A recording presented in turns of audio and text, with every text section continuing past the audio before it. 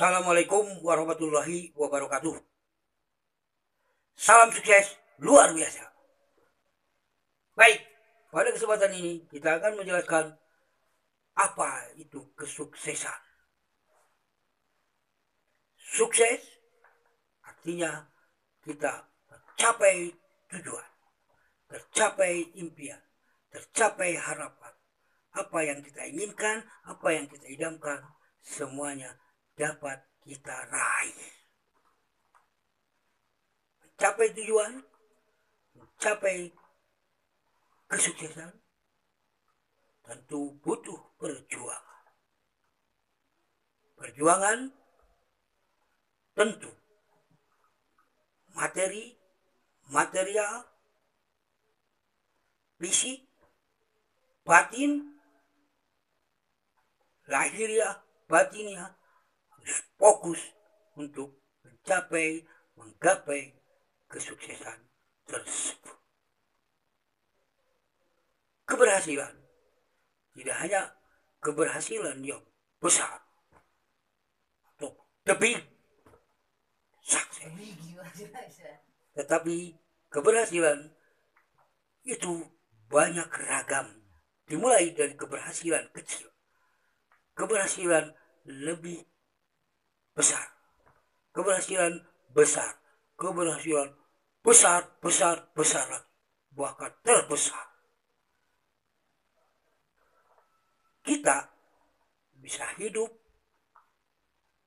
bernapas, mencapai umur 1 tahun, 2 tahun, 3 tahun, 4 tahun, bahkan sampai ada yang umur meninggal dunia ratusan tahun di zaman Nabi dan Rasul. Itu semua adalah keberhasilan. Itu semua adalah kesuksesan. Jadi sukses itu jangan dilihat hitam putih. Tapi sukses itu banyak yang kita harus berjuangkan. Sukses di dunia belum tentu juga sukses di akhirat. Sukses di akhirat tentu itu adalah kesuksesan yang abadi. Di dunia tiada yang abadi, tapi di akhirat kekal untuk selama-lamanya. Baik, kita berbicara masalah sukses dan tahapan-tahapan. Pertama, kita lahir ke dunia dari rahim ibu, bisa menghirup napas dunia, diawali dengan tangisan pertama, kemudian diiringi suara azan atas kelahiran kita, dan kita bisa netek, bisa tumbuh. Itu adalah kesuksesan awal. Kesuksesan itu tentu merupakan proses pembelajaran. Ibu-ibu tentu begitu melahirkan kita, tidak langsung memberi makan kita dengan jengkol, tapi langsung kita dikasih air susu ibu. Itu adalah makanan terbaik bagi anak. Banyak anak-anak lahir dari ibu yang tidak bertanggung jawab. Akhirnya apa yang terjadi? Tidak ikut, tidak menikmati ASI, air susu ibu. Karena dari air susu ibu itu mengandung kolesterol. Apa itu kolesterol? Kolesterol adalah air susu yang pertama yang diminum oleh anak. Itu adalah kolesterol. Dan kolesterol itu mengandung zat antibodi yang secara alami melindungi anak dari keselamatan, dari kesehatan, dari keamanan dunia, dari keamanan kehidupan. Maka anak begitu lahir atau bayi begitu lahir ke dunia, kemudian minum susu ibu yang pertama yang disebut dengan kolostrum tersebut, tentu anak akan lebih punya daya tahan untuk memperoleh kehidupan. Nah, ini proses pemeliharaan ini dimulai dari makanan, minuman, ya. Minuman pertama yaitu ASI berupa kolostrum, kemudian selanjutnya adalah air susu seperti biasa, dan itu diwajibkan, diharuskan ibu-ibu menyusui sampai umur anak minimal 2 tahun, ya, atau maksimalnya 2 tahun setengah. Kenapa demikian? Karena selama 2 tahun tersebut air susu ibu betul-betul mengandung zat-zat antibodi, zat-zat gizi yang sangat dibutuhkan oleh anak. Nah, setelah 2 tahun setengah barulah disapi atau dipisah. Itu. Sehingga disitulah terjadi keberhasilan dalam proses pemeliharaan dan penumbuh kembangan anak. Selanjutnya kita ke tahapan berikutnya, kesuksesan berikutnya adalah tahapan balita atau bayi di bawah 5 tahun. Nah, balita ini tentu supaya memperoleh zat gizi yang baik, yang optimal, ya. Kenapa dibutuhkan zat gizi yang baik dan optimal? Makanan yang baik, makanan yang berkualitas, karena pada usia 1 tahun sampai 5 tahun itu akan terbentuk tumbuh kembang anak, ya, tumbuh kembang anak yang betul-betul luar biasa itu, karena terjadi pembelahan sel, ya, baik sel-sel tubuh, ya, sel-sel otak dan segala macamnya. Di situ terjadi kesempurnaan, ya, dengan kudrat dan iradatnya Allah Subhanahu wa taala, ya. Selama 5 tahun tersebut sampai usia 1 sampai 5 tahun itu pertumbuhan anak betul-betul mencapai kesempurnaannya, ya. Dalam arti bisa memproses metabolisme atau pencernaan makanan, kemudian memanfaatkan makanan untuk pertumbuhan itu secara optimal, terutama dalam pembentukan otaknya. Sel-sel protein sangat dibutuhkan di situ, karena sel-sel otak itu lebih banyak mengandung protein. Makanya dalam usia sampai 5 tahun anak diharapkan, ya, makan dan minum dengan gizi yang seimbang, ya.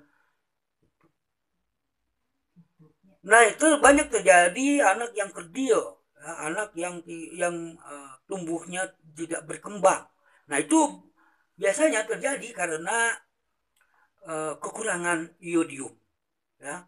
Kekurangan iodium, kemudian juga banyak yang akibat kekurangan vitamin K, kalium dan kalsium.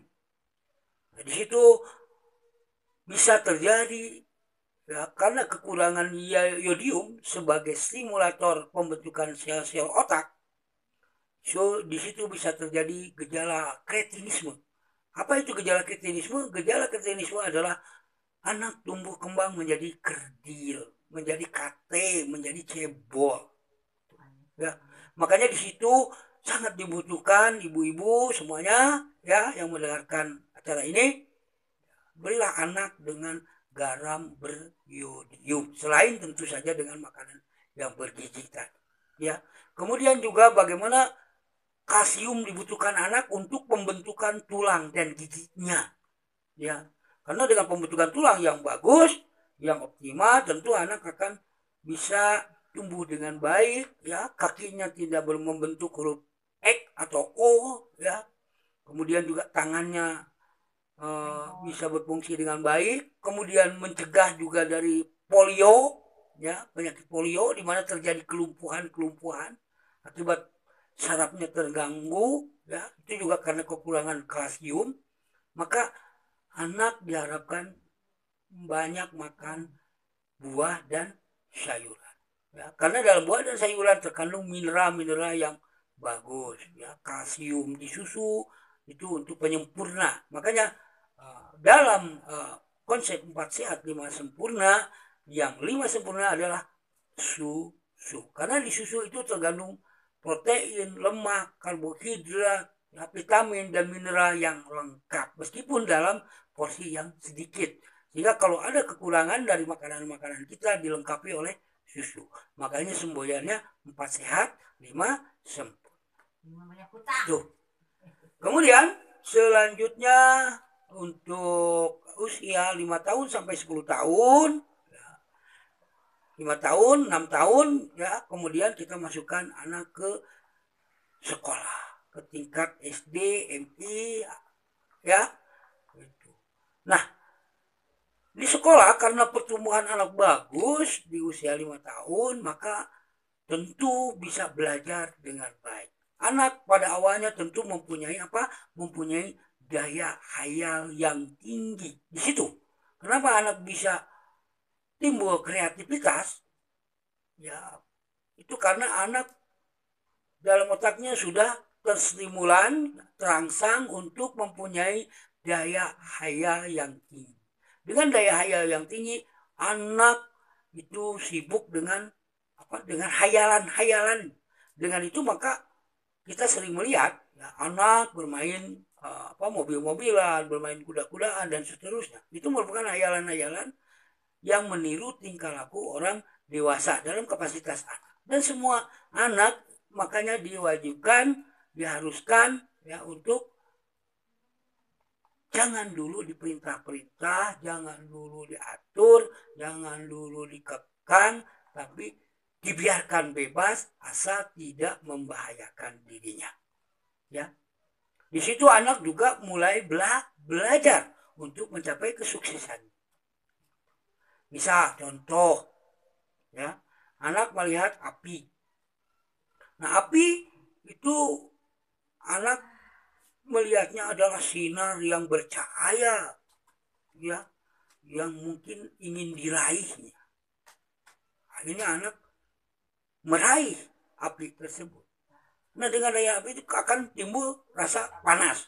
Nah, dengan panas itu tentu anak akan belajar bahwa api itu tidak bisa dipegang kecuali dengan alat tertentu. Nah, di situ, ya. Jadi ibu-ibu mohon memperhatikan perkembangan anak bahkan dalam hal-hal yang cukup berbahaya. Tapi anak juga harus dibiasakan untuk mencoba yang berbahaya tersebut dengan pengawasan kita. Kenapa harus diusahakan mencoba itu? Supaya anak timbul rasa percaya diri. Kalau anak banyak dikekang, tentu percaya dirinya akan kurang. Akibat kepercayaan diri kurang, maka pada akhirnya sulit untuk belajar. Kenapa sulit untuk belajar? Karena anak malu bergaul dengan teman-temannya, malu untuk beraktivitas, akhirnya suka menyendiri. Dengan suka menyendiri tentu kegiatan belajar mengajarnya, belajar di sekolah itu akan terhambat, ya. Akhirnya anak tidak bersosialisasi, menyendiri. Disitulah timbul kegagalan-kegagalan, ya. Jadi dengan mencoba hal-hal yang baru, hal-hal yang berbahaya, tapi dengan pengawasan sehingga tidak terjadi kecelakaan, itu akan menambah kepercayaan diri anak untuk bisa melangkah lebih lanjut atau bisa menata kehidupannya, ya. Nah, kemudian setelah lulus SD, ya sekitar usia 11 sampai 12 tahun, nah di situ akan terjadi pertumbuhan sel-sel kelamin, ya, pertumbuhan sel-sel kelamin, sel telur, ya untuk perempuan, kemudian spermatozoid, ya itu tumbuh pada laki-laki. Ya. Biasanya perempuan itu lebih cepat dari pertumbuhannya daripada laki-laki dalam mencapai kematangan, ya, kematangan secara seksual. Ya. Makanya kematangan seksual perempuan itu biasanya di tingkat SD itu lebih cepat dibandingkan dengan anak laki-laki. Kenapa? Karena perempuan ya biasanya sampai usia 12-13 tahun itu pertumbuhannya sudah mulai berhenti ya, karena sudah terbentuk sistem reproduksi yang optimal ya. Makanya dalam kitab itu biasanya dikatakan bahwa anak wajib untuk sholat setelah balik ya, balik bagi perempuan ya usia 9 tahun litis isinina, atau bagi laki-laki usia 15 tahun. Nah, minimal perempuan 9 tahun biasanya sudah head atau menstruasi. Sedangkan laki-laki biasanya rata-rata sekitar usia 15 tahunan. Ditandai dengan mimpi zima. Mimpi zima itu apa? Mimpi bersetubuh atau ilazul hasafat bil parti. Ya. Memasukkan hasapa ke dalam parti. Dan di situ akan terjadi pemancaran sperma karena spermanya sudah matang. Ya. Sedangkan perempuan biasanya ada kematangan dari sel telurnya dan matang sel telur tersebut kalau tidak dibuahi karena belum menikah pada akhirnya pecah. Ya. Makanya pecah telur itu karena telur itu matang akhirnya membusuk pecah. Nah itulah yang disebut dengan darah haid ya ibu bapak.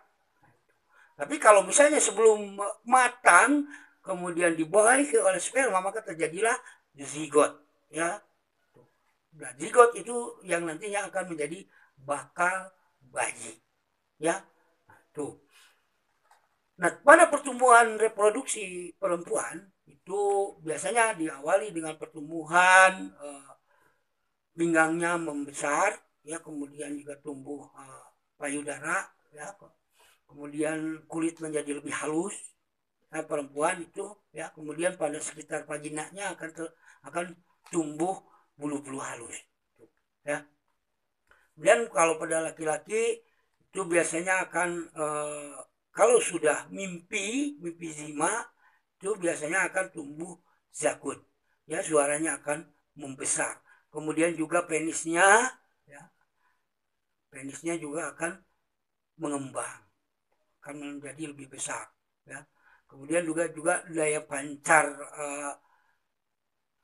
air kencing ya, air kencing atau urinnya itu juga akan lebih dahsyat ya. Karena apa? Karena sudah terbuka lubangnya melalui mimpi zima. Nah pada usia 15 tahun itu sudah lulus SMP ya, makanya pendidikan di SMP, pendidikan SD, MI, SMP, Sanawiyah, anak itu harus lebih banyak belajar di kelas Bapak Ibu ya. Kenapa demikian? Karena pada usia SD, MI sampai MTS, SMP, MTS itu anak membutuhkan pedoman hidup atau diistilahkan kita yang mempunyai tangga-tangga untuk mencapai kedewasaan hidupnya. Maka pembelajaran di kelas sangat dibutuhkan di usia SD, MI sampai SMP. Ya.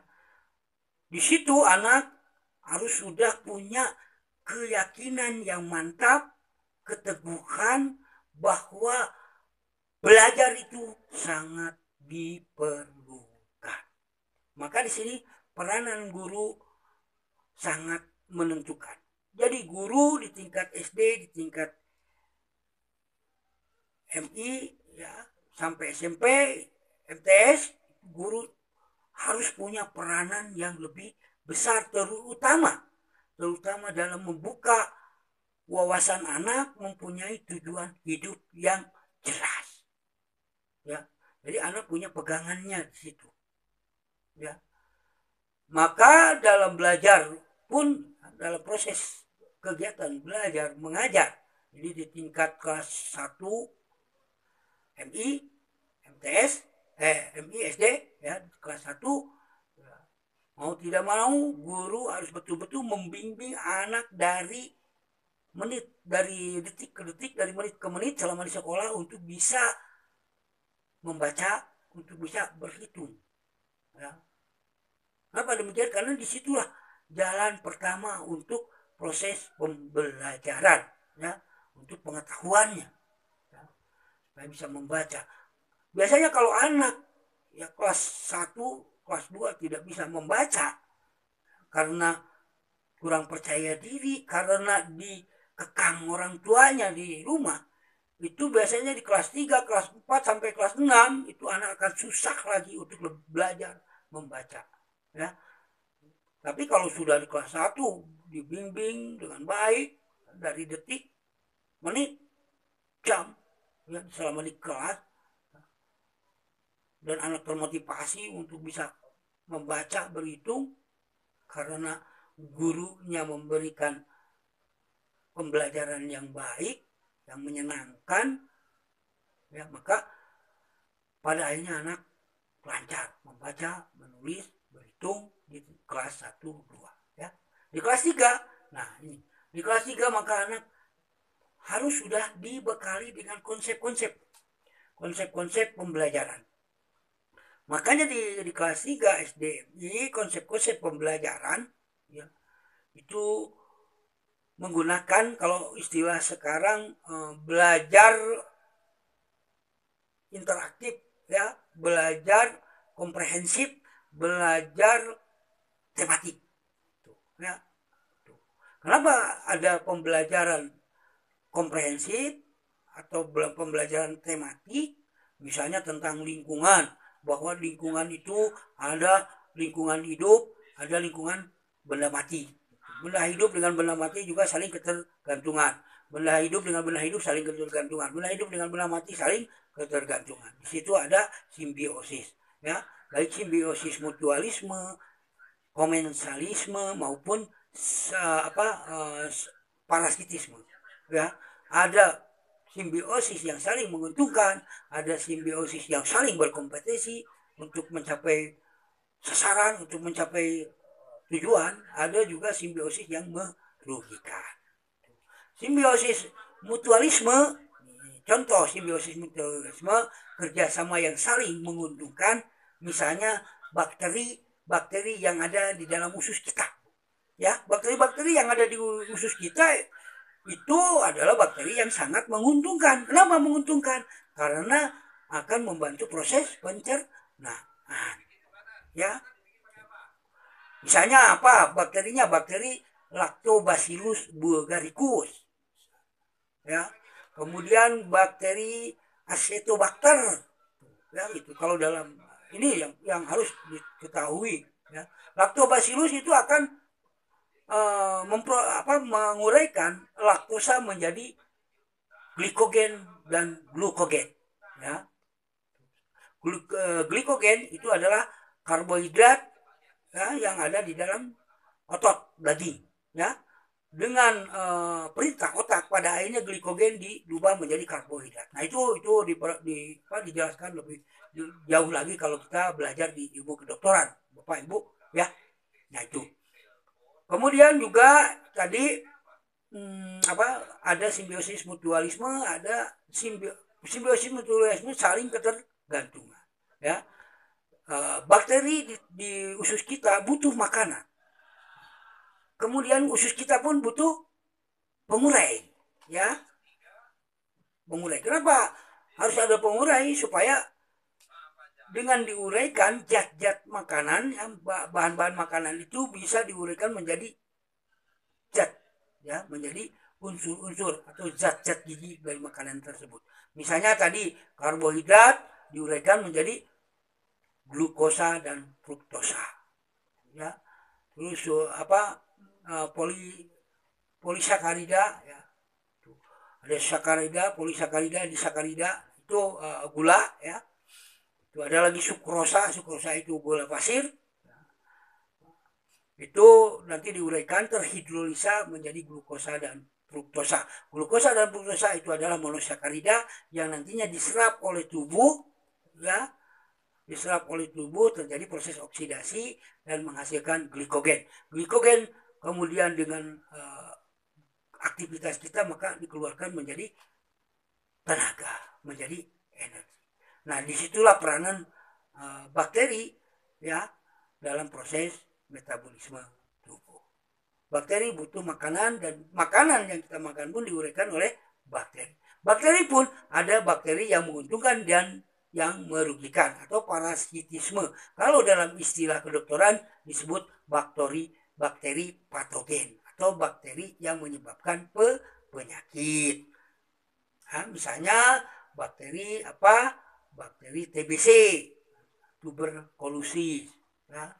Kemudian apalagi bakteri bakteri Sakser, ya, Saccharomyces cerevisiae, ya. Bakteri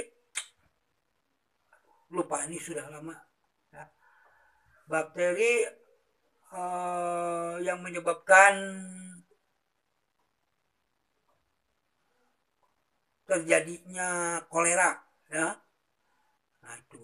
Kemudian terjadinya hepatitis, tuh ya bakteri liver, ya. Liver itu hati, ya, yang menyerang hati. Nah itu bakteri-bakteri patogen. Nah bakteri-bakteri patogen itu biasanya masuk melalui makanan, ya, karena pada dasarnya mikroorganisme itu bahan makhluk hidup yang tidak kelihatan, ya, bisa dilihat dengan mikroskop, ya, atau dengan mikroskop elektron, virus. Ya, misalnya virus juga sama makhluk hidup.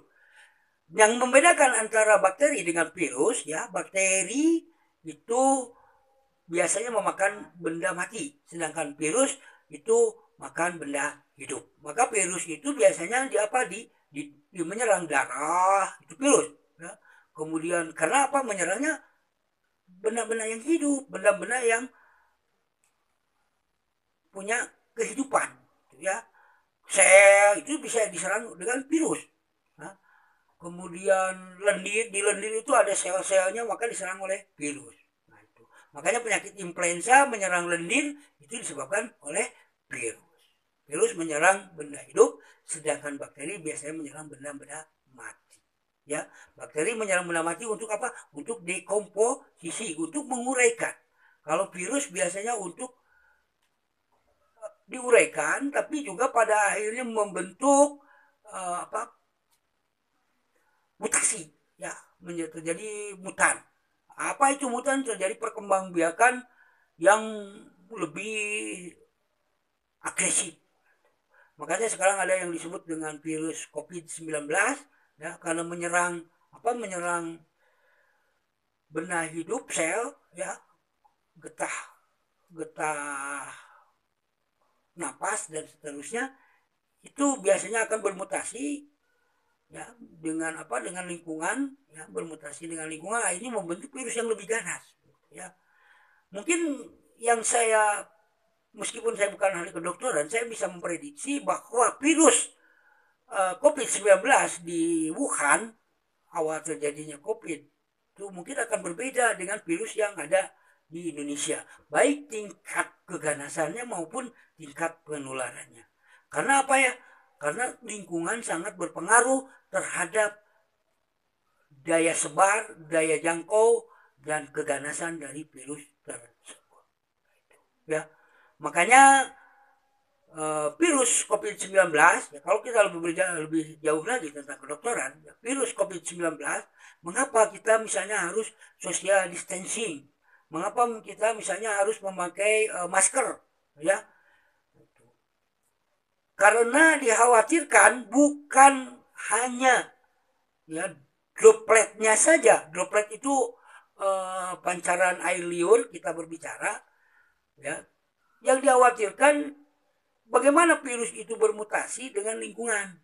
Misalnya di pasar ya, di pasar itu lebih rentan penularan virus. Kenapa lebih rentan penularan virus di pasar, kemudian di toko swalayan ya, dibandingkan di jalanan, Bu Bapak? Kenapa?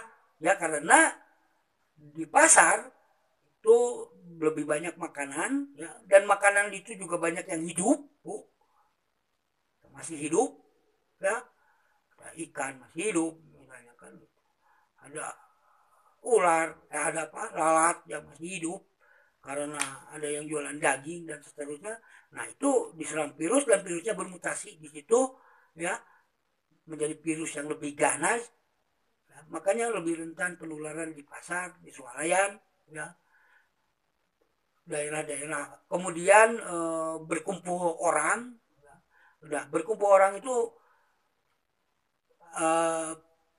kenapa lebih ganas virus ya, karena orang itu kan benda hidup ya, orang benda hidup, maka dengan benda hidup virus bisa menyerangnya lebih ganas ya, karena itulah makanannya adalah benda-benda hidup, manusia, maka virus akan lebih bersemangat, wah ini makanan saya ya. Nah itu dengan kita bisa mencegah penyakit penularannya dan seterusnya, maka kita tentu akan mengalami keberhasilan akan kesuksesan mempertahankan hidup, karena kita mengenal lingkungan, karena kita tahu lingkungan. Nah itu Bu ya, maka di situ sangat dibutuhkan pola hidup yang sehat ya. Pola hidup yang sehat tidak hanya dari makanan, juga dari pergaulan, juga dari tingkah laku kita sendiri ya. Nah tadi kita bahas kembali ya, untuk di tingkat SD, MI sampai SMP, maka butuh bimbingan yang terus menerus dari guru dan orang tua ya, sehingga anak mempunyai tujuan hidup yang jelas, tujuan hidup yang terarah. Nah kemudian di tingkat SMA, SMK, madrasah aliyah. Nah di tingkat SMA ya, anak karena tadi ya rata-rata anak di tingkat SMA itu sudah balik ya, sudah head kalau perempuan ya, sudah terbentuk payudaranya ya, kemudian pinggangnya sudah membentuk kan begitu, kulitnya lebih halus, suaranya pun lebih halus ya, daya pesona kecantikannya perempuan sudah keluar gitu ya. Nah, kemudian bagi laki-laki juga sudah timbul kejantanannya dengan dengan jakun ya, kemudian dada menjadi lebih bidang, suara menjadi lebih berat dan besar kan begitu ya.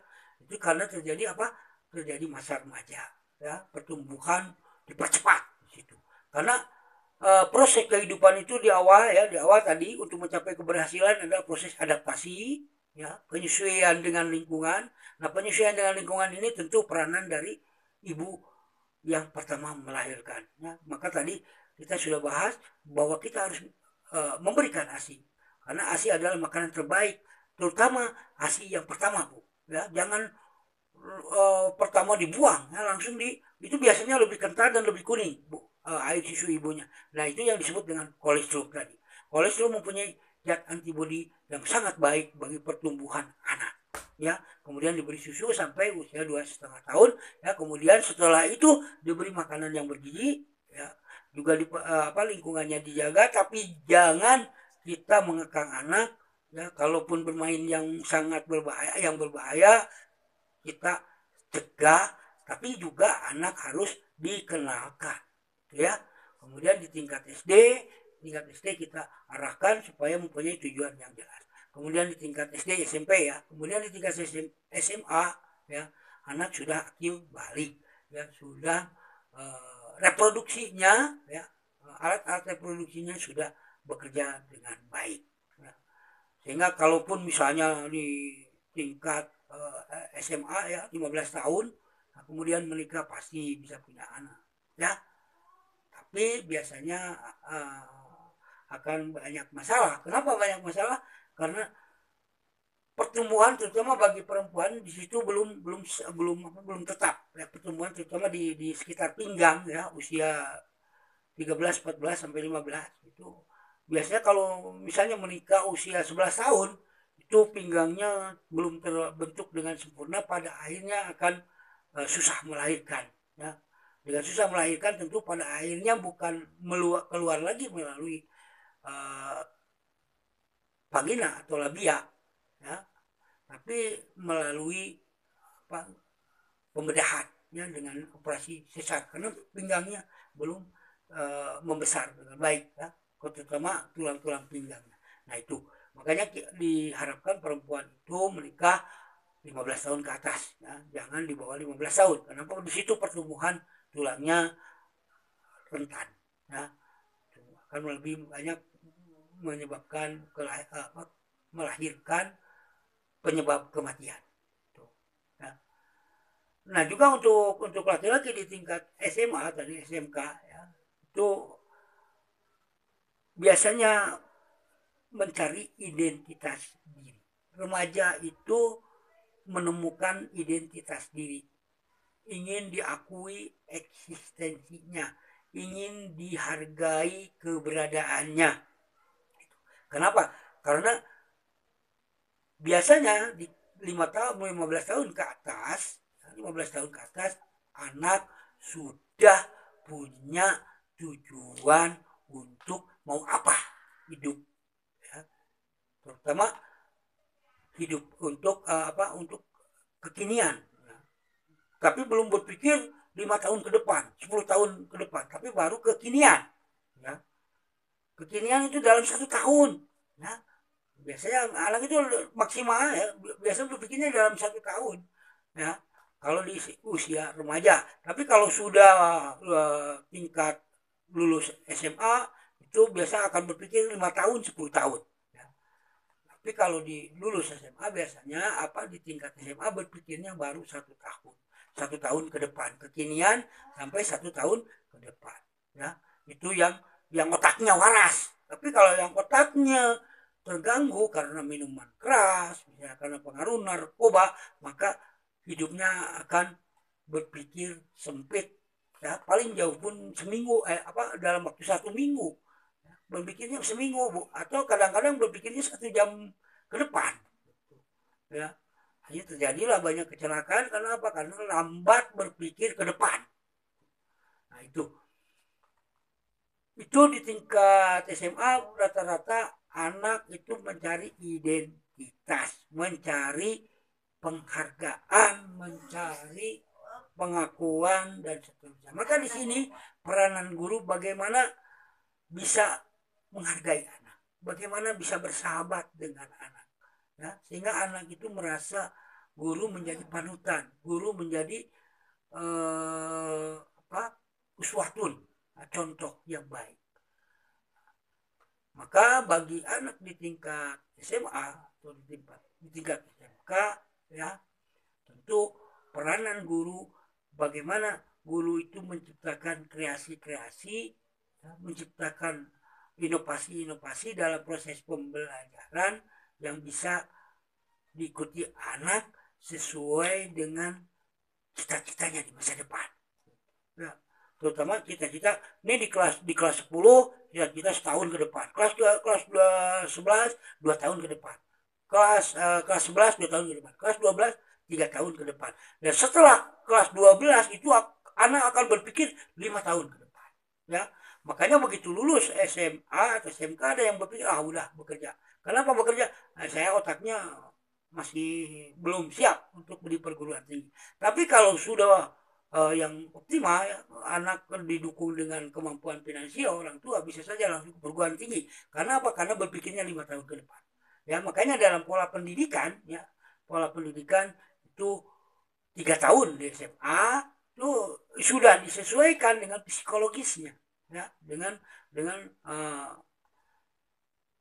kemampuan berpikir anaknya ya. Kemudian di perguruan tinggi rata-rata 8 semester ya, 4 tahun sampai 5 tahun. Kemudian di tingkat S2 itu 3 tahun ya. Kemudian S3 itu biasanya antara 5 tahunan, ya, 3 tahun sampai 5 tahun. Nah, itu doktor, ya. Itu sesuai dengan kapasitas atau kemampuan dari otaknya, daya jangkau otaknya melihat ke masa depan. Bila mana kita bisa menata itu, maka tentu akan terjadi proses keberhasilan. Kesimpulannya, keberhasilan itu dibangun dari keberhasilan yang lain. Ya. Kita tidak bisa mengatakan bahwa kita berhasil menjadi seorang miliarder, kita berhasil menjadi seorang presiden, ya, karena pada dasarnya keberhasilan kita itu dibangun atas keberhasilan orang lain, dibangun atas keberhasilan tahapan-tahapan hidup kita, ya, dengan bimbingan, arahan, ya, orang tua, guru, lingkungan, dan seterusnya, ya. Demikian ulasan tentang keberhasilan di tingkat basic, elementer. Ya. Nanti kita akan lanjutkan bagaimana keberhasilan di tingkat medium. Kalau tadi tingkat elementer, medium, kemudian nanti di tingkat lebih tinggi lagi, ya, keberhasilan untuk mencapai tujuan, cita-cita hidup, impian kita, ya, bahagia dunia dan akhirat. Ya. Rabbana atina fid dunya hasanah wa fil akhirati hasanah wa qina adzabannar. Ya. Bahagia di dunia dan bahagia di akhirat. Itu saja, ya. Mudah-mudahan ada manfaatnya. Yang benar itu dari Allah. Nah, yang keliru itu adalah keliruan saya sendiri karena ketidakmampuan saya. Ya. Wallahu muwaffiq ila aqwamit thoriq. Wassalamualaikum warahmatullahi wabarakatuh.